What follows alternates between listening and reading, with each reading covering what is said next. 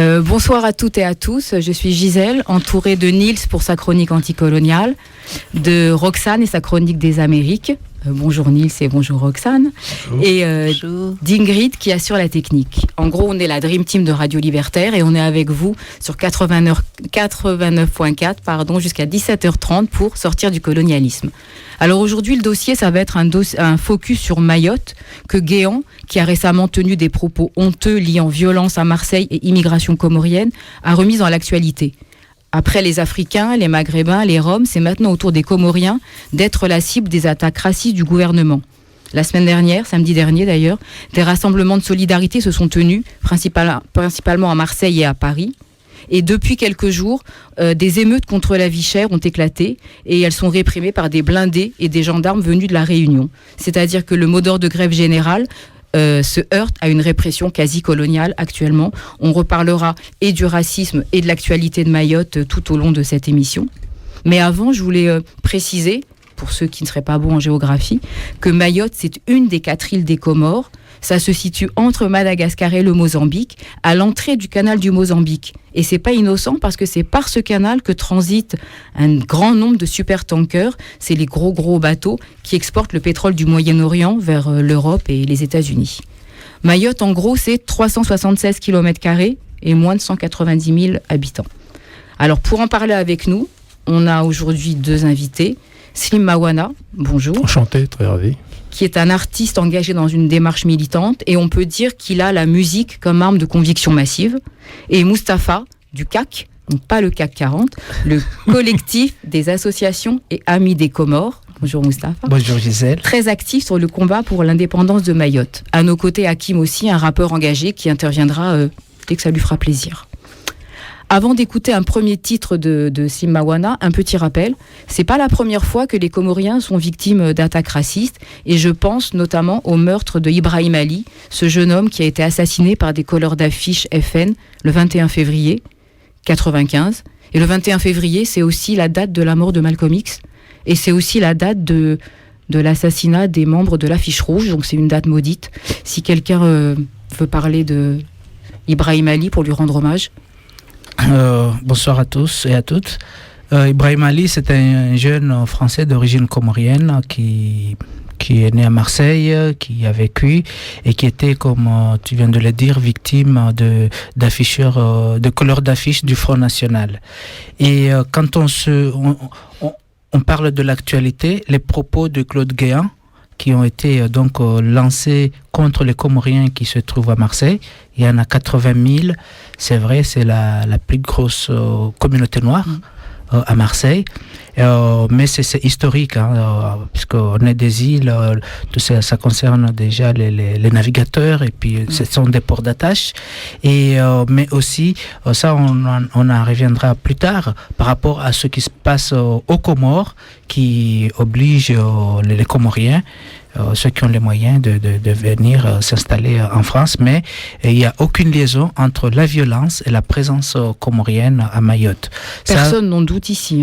Voilà, mais c'est parce qu'on va vers des échéances électorales, et là-bas, le Front National occupe une place de choix, et donc c'est justement, comme l'a fait Sarkozy en 2007, c'est pour aller faire un clin d'œil à des votants populistes, justement pour stigmatiser une population qui est la population comorienne. Et donc, conclusion de tout ça, le racisme tue.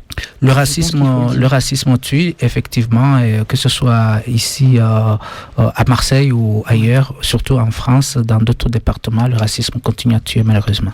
Avant de poursuivre la conversation, on va écouter un premier titre de Slim Mawana, qui est extrait de son album War for Oil, ça veut dire la guerre pour du pétrole, et le titre c'est Uhuru Africa, qui veut dire je crois, liberté pour l'Afrique.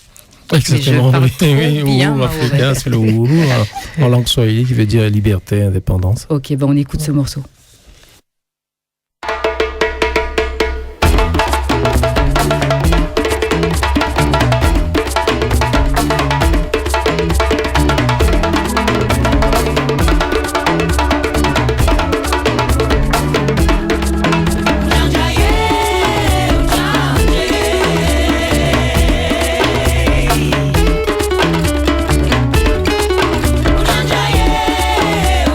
Yeah.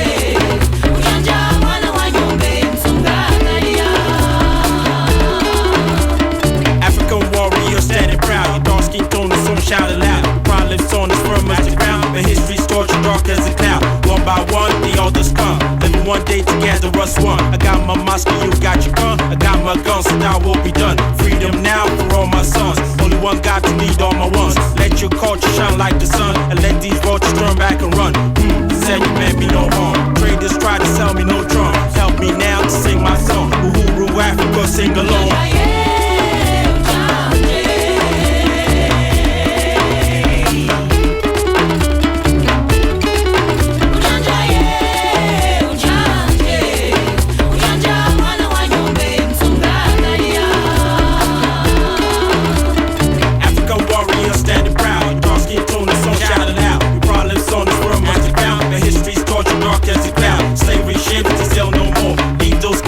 At the door, what's that weapon brandish your for? See these chains fell to the floor. We won't take that shit anymore. Stop these sets, they can't travel wars. We don't need no pillage and force. Let's bring hope and take our war. Red is for the black and the courts. Yellow's for the riches and swords. Green is for the land of the lords. Black is for the cross and the cross.